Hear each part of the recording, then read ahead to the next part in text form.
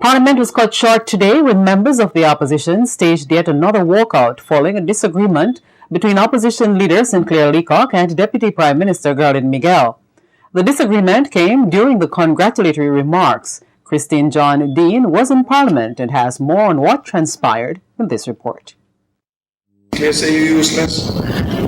Oh, I am useful enough to save him from the jail room there. He would not have been in this honorable house had it not been for this woman called Girlyn Miguel.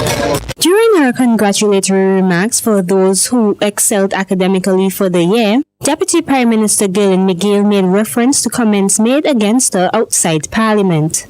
She hits back stating, had it not been for her, with no name mentioned, he would not be in the house. It was then opposition MP Clair Leacock stood up and accused the Deputy Prime Minister of implying that he was allegedly involved in criminal activities for which he sought her assistance.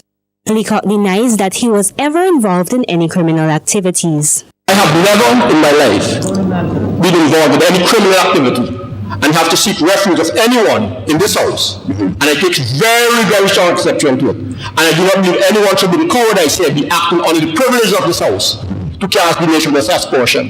Because if we begin that, Mr. Speaker, we're going down a road which many will not be able to retreat. In her defense, Minister Miguel said she merely made reference to a time when she assisted the opposition MP. Speaker, I never said that. All I know there was is somebody who came to me and begged me pardon because he was caught and should have been dealt with. But in the course of justice, none of us would see salvation, and so I did what I could. There was much debate about the allegations between Leacock and Miguel, however no mention was made specifically to which incident they were referring to. The Speaker of the House, Hendrik Alexander, stepped in and suspended Parliament briefly, calling both parties into his chamber. Upon resuming the session, the two parties were asked to make their final statements and move on with the proceedings. I will never, ever come to this honorable house and speak that which is untrue. Mr. Speaker, I save the member from being charged by law. Please sit. And I therefore cannot accept that statement on my character to stand. I'm saying that to you, Mr. Please sit. Please sit. I am not. I have just ruled on the issue.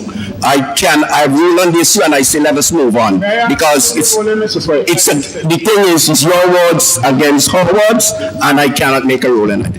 But it was not finished there, as the opposition MP refused to let go of the comments made by the Deputy Prime Minister, and when the Speaker ordered the House to move on with the agenda, those on the opposition bench refused to and staged yet another walkout. Unresolved, we cannot stay in this house today, Mr. Speaker.